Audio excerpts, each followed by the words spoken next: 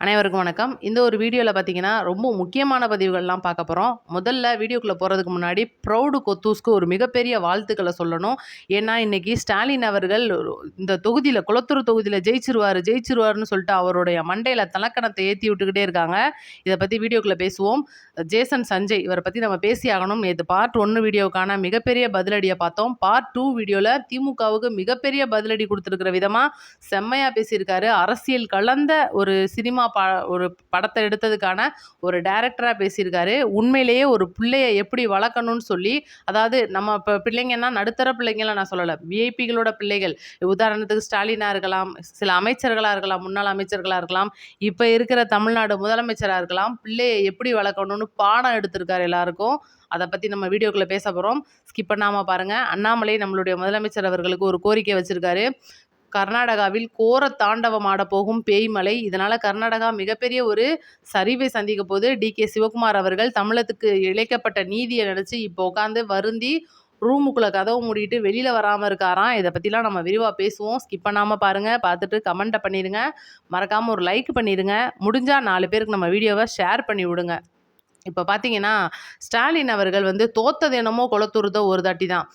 சென்னை மாநகராட்சியோட ஆணையர் சமீரன் அவர்கள் தெளிவா நேத்து பேட்டியில சொல்லிட்டாரு.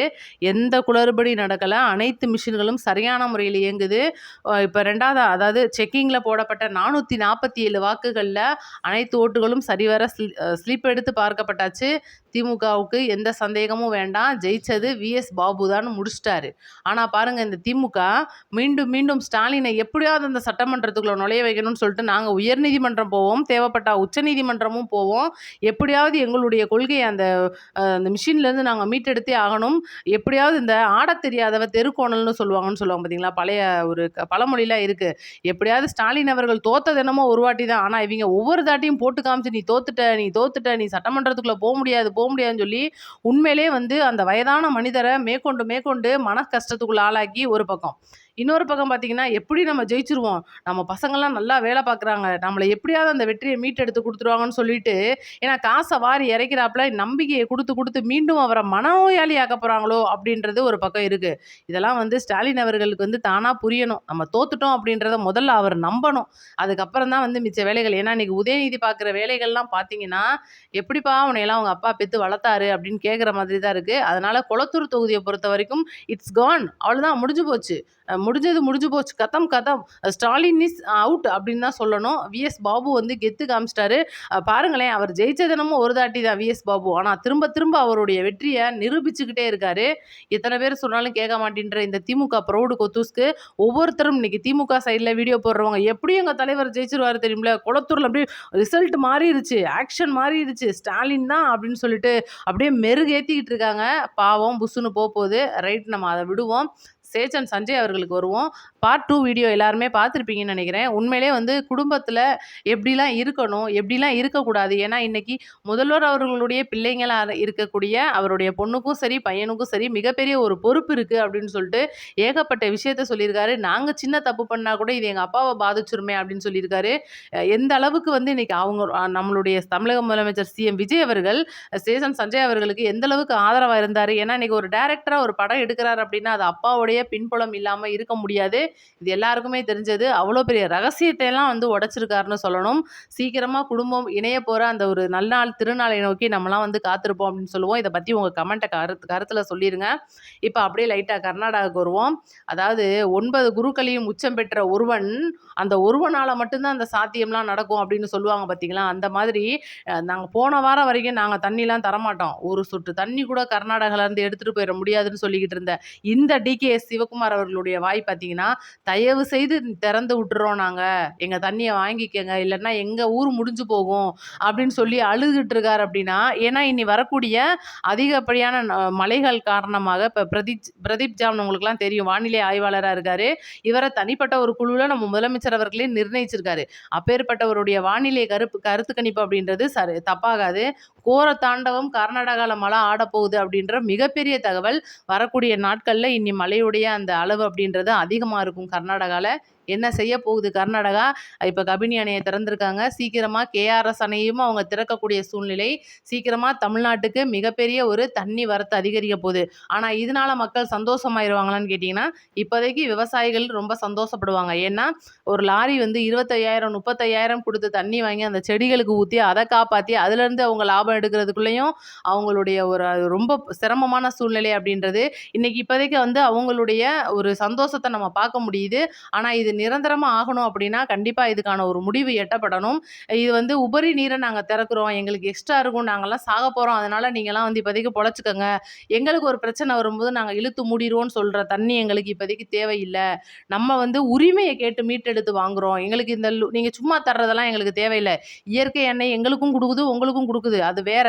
ஆனால் எங்களுடைய உரிமையை இந்த காவிரி அதிகமாக பயணிக்கிற தமிழ்நாட்டோட உரிமையை நிலைநாட்டுறதுக்கு இன்னைக்கு நம்ம முதலமைச்சர் அவர்கள் கர்நாடகாவுக்கு போகிற அந்த டைம் பார்த்தீங்கன்னா திடீர்னு வேணாம் அப்படின்றாங்க. கேட்டால் மிகப்பெரிய பஞ்சாயத்து, இந்த வாட்டாள் நாகராஜ் மாதிரியான ஒரு கன்னட அமைப்புகள் மிகப்பெரிய அளவில் பிரச்சனை பண்ணுறாங்க, கருப்பு கொடி காட்டுவோன்றாங்க, பேனரை கிளிக்கிறாங்க.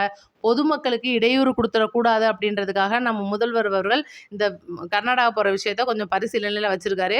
பார்ப்போம் என்ன நடக்க போகுது அப்படின்னு. இது ஒரு பக்கம் மிகப்பெரிய பிரச்சனையாக நடந்துகிட்டு இருக்கு. இவ்வளோ நாள் வந்து இதை நம்ம பேசிக்கிட்டு இருந்தோம். இப்போ பாருங்கள், இந்த திமுக பார்த்தீங்கன்னா அம்மாவுக்கும் மயனுக்கும் லைட்டாக பெட்டியை கிட்டியே தள்ளி இருக்கும் பொழுது அந்த பெட்டியில் அதாவோட பேச்சு தாங்க முடியல. ரைட்டு அப்படின்னா நம்ம கேப்டன் ஐயா அவர்களுக்கான மரியாதை எப்போவுமே நம்மக்கிட்ட இருக்குது. அதுக்காக வந்து விஜய பிரபாகரன் அவர்களுக்கும் அந்த மரியாதை கொடுக்கணும்லாம் அவசியம் கிடையாது. நேற்று என்ன சொல்லியிருக்காரு அப்படின்னா, எல்லாரும் அந்த பேட்டி பார்த்துருப்பீங்கன்னு நினைக்கிறேன். மேடையில் அப்படியே பகிரங்கமாக பயங்கர காமெடியாக பேசுகிறாப்புல. ஆனால் 5 வருஷமாக தம்பி எங்கே போனாப்புல அப்படின்னு தான் தெரில. பாருங்க, இந்த ஒரு கர்நாடகா அன்னைக்கு என்னங்கண்ணே, நான் வந்து வேட்டைக்காரன், நீங்கள் கர்நாடகாவில் போய் காவிரியை வேட்டையாடிட்டு வந்துட வேண்டியதானே அப்படின்ற மாதிரிலாம் வந்து அப்படியே கெத்து காட்டி பேசியிருக்கிறாப்புல. தம்பி விஜய பிரபாகரன் அவர்களே, இதெல்லாம் வந்து கெத்து காட்டுற வேண்டிய விஷயம் கிடையாது. ஏன்னா இது 2 மாநிலங்கள் சம்மந்தப்பட்ட ஒரு விஷயம். இன்னைக்கு சின்ன முடிவாக அவங்களும் சரி நம்மளும் சரி தப்பாக எடுத்துட்டாங்க அப்படின்னா நம்ம மாநிலத்து மக்கள் அங்கே போவாங்க, அங்கே இருக்கிற மாநிலம் இங்கே வரும், அங்கே நம்மளுடைய தமிழ் உறவுகள் வேலை பார்த்துட்டு இருக்காங்க, இங்கேயும் சில மாநிலத்துக்காரங்க வேலை பார்த்துட்டு இருக்காங்க. ஈஸியாக எடுக்கக்கூடிய ஒரு முடிவு நாளைக்கு பொதுமக்களுக்கு பிரச்சனை ஆயிரும். நீங்களாம் எப்படி தான் அரசியல்வாதியை ஆனீங்களோ தெரில, நல்ல வேளை தோற்று போயிட்டீங்க, ஜெயிச்சிருந்தீங்கன்னா அவ்வளோதான், விருதுநகர் தொகுதி முடிஞ்சிருக்குன்னு சொல்லணும். இதில் வேற உங்களை தேட்டர்லாம் வேற போட்டு காட்டுறாங்கன்னு சொல்லி ரொம்ப வேற அழுகுறீங்களாம். அதனால் இப்போதைக்கு வந்து கொஞ்சம் பொறுமையாக இருக்கணும். அதனால் திமுக காரங்க காசு கொடுத்துட்டாங்கன்றதுக்காகலாம் பேசக்கூடாது. அதே போல் அம்மாவுக்கும் 4 நல்ல புத்தியை சொல்லி வைங்க. டக்கு டக்குன்னு கோவப்பட்டுறாங்க அக்கா. அதனால் அப்படியே வச்சுருவோம் ஓரமாக. இப்போ நம்ம விருதுநகர் மாவட்டத்தில் இருக்க ஜெகதீஸ்வரி அமைச்சர் அவர்களை பற்றி பேசியே ஆகணும்.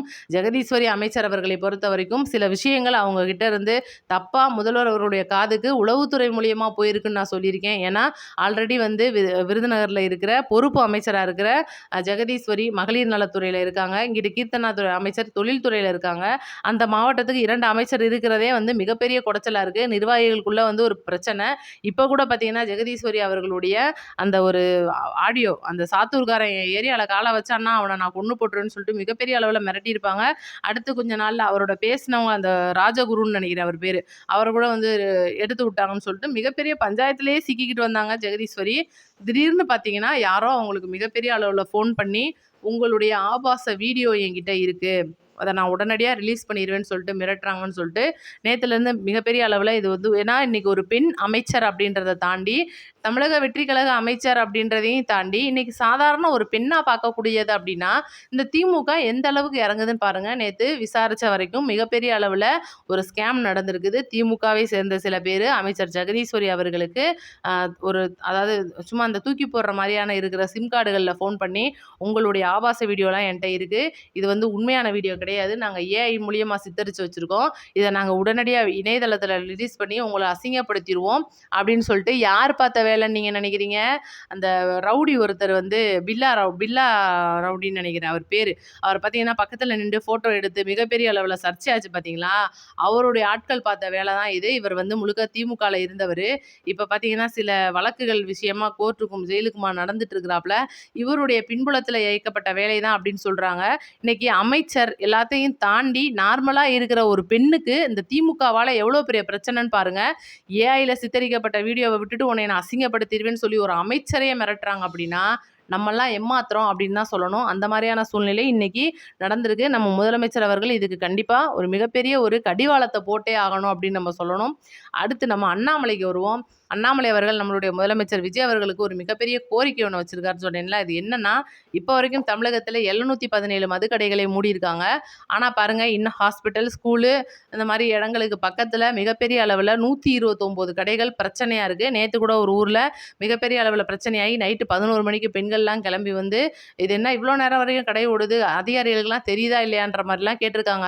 நம்ம முதல்வர் விஜய் அண்ணா ஆட்சியிலயுமா இப்படின்னு சொல்லிட்டு உடனடியா அவங்களுக்கு வந்து 100க்கு ஃபோன் பண்ண உடனே சிங்கப்பெண் அதிரடிப்படையும் வந்திருக்காங்க. காவல்துறையும் வந்து மிகப்பெரிய அளவுல அந்த ஷட்டரை இழுத்து மூடி, அந்த கடைக்கு வந்து ஒரு மிரட்டல் குடுத்துட்டு போயிருக்காங்க. இந்த மாரிலாம் பண்ணக்கூடாதுன்னு.